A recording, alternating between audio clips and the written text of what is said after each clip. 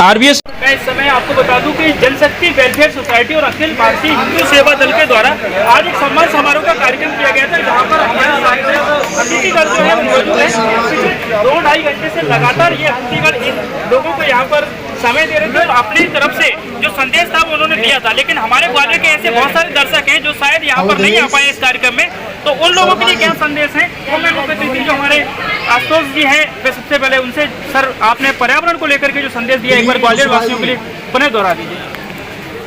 स्वाभाविक सी बात है, अगर अपने मन में राष्ट्र निर्माण में भी हमारा अपना योगदान होना चाहिए तो हमें व्यक्तिगत अपनी भूमिका क्या हो इसे निश्चित करके आगे बढ़ना चाहिए। इसलिए मैंने आग्रह किया है सभी से, अगर इस प्रकार के सकारात्मक दिशा में काम करने वाले जो संगठन हैं, हम ऐसे कार्यक्रमों में अगर सहभागी होते हैं तो कार्यक्रम के बाद हमारी अपनी भूमिका निवास क्षेत्र में क्या हो सकती है, पर्यावरण संरक्षण के लिए क्या हो सकती है, आगे आने वाली नई पीढ़ी के लिए हम अपने व्यवहार से क्या नई दिशा दे सकते हैं, इन तमाम सारी बातों पर छोटे छोटे व्यवहार जिनको हम चिन्हित करके अगर स्वयं में अपने व्यवहार में लाते हैं तो आगे आने वाली नई पीढ़ी को दिशा भी मिलती है।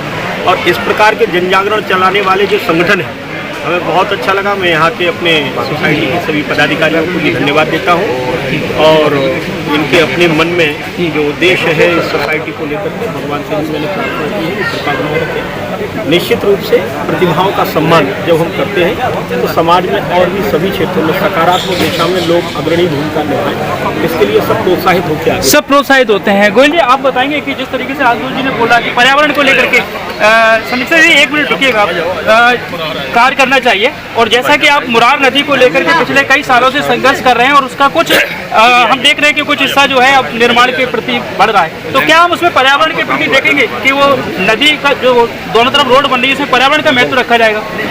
मैं सबसे पहले हिंदू सेवा दल जनशक्ति वेलफेयर सोसाइटी के सभी पदाधिकारियों को दिल की गहराई से धन्यवाद करता हूँ तो उन्होंने सिद्ध बाबा के मंदिर पर इतना बड़ा आयोजन किया सम्मान समारोह का। निश्चित तौर पर आज मकसद हमारा ये है कि हमारी धर्म संस्कृति की रक्षा हो और एक सामाजिक समरसता का माहौल बने, क्योंकि देश को मजबूत करना है तो सामाजिक समरसता और हमारी धर्म संस्कृति की रक्षा ही आवश्यक है। और आज जिस तरीके से समाज में बखराव का माहौल चल रहा है, यदि भारत माता को मजबूत करना है तो हमको सामाजिक समरसता के माहौल को मजबूत करना पड़ेगा और धर्म संस्कृति की रक्षा के लिए हमको सबको एक होना पड़ेगा। उसके साथ साथ जरूरी है कि हम विकास के रास्ते में चलें, क्योंकि आज समाज चाहता है कि क्षेत्र का विकास हो, धर्म संस्कृति और समुदाय के साथ साथ मुझे खुशी है कि भारतीय जनता पार्टी लगातार क्षेत्र का विकास कर रही है, चाहे मुरार नदी का जीर्णोद्धार हो, चाहे हमारा हॉस्पिटल का उद्धार हो, चाहे हमारी समधान रोड हो या हमारा एक अस्पताल हो, हमारा DD अस्पताल हो, तमाम सारे ऐसे काम आपने शहर के विकास से लेकर के और देश की प्रगति तक की बात की। मोदी जी ने अभी एक नई चीज लेकर के आए हैं, वन नेशन वन चुनाव, तो क्या आप उसका मतलब क्या लगता है कि उससे कितना अच्छा रिजल्ट आने वाला है? क्या आप उसका समर्थन भी करते हैं? हमारे माननीय प्रधानमंत्री जी भारतीय जनता पार्टी सोच है, ये बहुत बड़ा कदम है। ये बहुत समय पहले उठा जाना चाहिए था, लेकिन अब चूंकि सरकार का प्रयास है कि सभी दलों को विश्वास में लेके ये काम होना चाहिए। इससे मैं समझता हूँ कि ये देश 5 साल चुनाव में रहता है, कभी लोकसभा चुनाव, कभी विधानसभा चुनाव, कभी नगर निगम चुनाव, कभी पंचायत चुनाव, हमारा आधार समय से चला जाता है और बहुत बड़ी राष्ट्र की क्षति होती है, करोड़ों रुपया खर्च होता है। यदि हम पूरे चुनावों को 6 महीने निपटा लें तो 4.5 महीने नित्य से देश को चलाने का काम नेता और प्रशासन कर पाएंगे। तो मैं समझता हूँ ये काम यदि होता है तो देश के लिए शुभ होगा, देश के लिए शुभ होगा। और एक शुभ कार्य और होने वाला है मोदी जी के द्वारा कि ऐसा सुनने में आ रहा है कि 30% आरक्षण महिलाओं को दिए जाने की भी अब पहल की जा रही है। आदरणीय भाई साहब से आग्रह है कि सम्मान के लिए कुछ लोग रह गए, आपसे विनम्र आग्रह और थोड़ा सा समय और देने का कष्ट करें। कि 30% महिलाओं को आरक्षण देने की उसको आप कैसे देखते हैं? देखिए, हम देश के प्रधानमंत्री जी को बहुत बहुत धन्यवाद देते हैं बहनों की ओर से कि 30% आरक्षण का जो मुद्दा है वो निश्चित तौर पर होगा, क्योंकि मोदी जी जो कहते हैं वो करते हैं। तो हम बहनों को मौका मिलेगा। राजनीति में हम देखें, नगरीय निकाय चुनाव में 50% आरक्षण हमारी बहनों को मिल रहा है। अब हम लोग विधानसभा लोकसभा में हम लोगों को आरक्षण मिलेगा, तो अपनी प्रतिभा का एक मौका दिखाने का हम लोगों को मिलेगा और हम लोग बहुत अच्छे से उस भूमिका को निभाएंगे। और मैं मानती हूँ कि निश्चित तौर पर ये आरक्षण जरूर मिलेगा। सुमन जी, आप इस चीज़ को किस तरीके से देख रहे हैं? हालांकि आप दोनों ही मतलब बीजेपी की बहुत बड़ी नेता हैं और दोनों को ही बीजेपी ने मौका भी दिया है, लेकिन अब तो बहुत सारी ऐसी महिलाओं के लिए द्वार खुलने वाले हैं जिनको मौका नहीं मिल पाता है, क्योंकि अब आरक्षण मिल जाएगा तो उनको मौका। आदरणीय अशोक शर्मा जी। निश्चित ही मोदी जी का यह कदम बहुत ही सराहनीय है और 50% आरक्षण हमको नगर निगम में मिला है।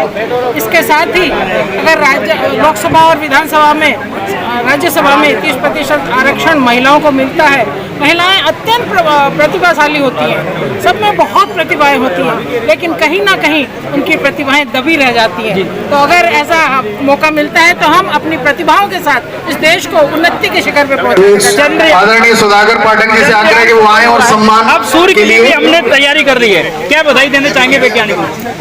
वैज्ञानिक, भारत के वैज्ञानिक बहुत ही बधाई के पात्र हैं, जिन्होंने आज पूरे विश्व में हमारा भारत देश चंद्रमा के दक्षिणी ध्रुव पर पहुंचकर भारत का नाम रोशन किया और भारत को पहला देश बनाया है। इसी तरह हम पहले नंबर पर निकल पड़े हैं सूर्य के आसपास की परिक्रमा करने, जिससे हमको हमारा देश उसमें भी पहले नंबर पर जा रहा है। निश्चित वैज्ञानिक और साथ में हमारे प्रधानमंत्री जो उनको सहयोग कर रहे हैं, उनको सुविधा दे रहे हैं, उनको भी मैं बहुत बहुत बधाई देना चाहूँगा। आप सूर्य के लिए जो यान भेजा है अभी भारत ने, उसको कैसे देखते हैं? क्या लगता है सफल मिलेंगे? बिल्कुल 100% सफलता मिलेगी, क्योंकि हम सब ने जब देखा चंद्रयान की जो सफलता हुई तो पूरे देश में जो उत्सव था, जो उल्लास था, जो दिवाली जैसा माहौल था। मैं वैज्ञानिकों को और देश के प्रधानमंत्री जी को बहुत बहुत धन्यवाद देती हूँ। और इस तरीके से सफलता निरंतर मिलती जा रही है मोदी जी के नेतृत्व में, आगे भी मिलेगी। जिनको अभी यहाँ पर सम्मानित किया गया है, अरविंद जी, एक सम्मान समारोह आज यहाँ पर हुआ, उसमें पार्षदों को भी सम्मानित किया गया, तो किस तरीके से आप इस जो जनशक्ति जो संगठन है इसको किस तरीके से देखते हैं और क्या बधाई देना चाहेंगे? अखिल भारतीय हिंदू सेवा जो दल है, जो जनशक्ति वेलफेयर सोसाइटी है, उसको बहुत बहुत धन्यवाद देता हूँ, बहुत बहुत बधाई देता हूँ कि उन्होंने इतना अच्छा कार्यक्रम किया, सभी बहनों को पुरस्कृत किया, सभी पत्रकार भाइयों को किया करते हैं, उनको बहुत बहुत बधाई के पात्र है, बहुत बहुत धन्यवाद देता हूँ। अभी के लिए इतना ही। RBS लाइव इंडिया को सब्सक्राइब कीजिए और देखते रहिए देश दुनिया के समाचार।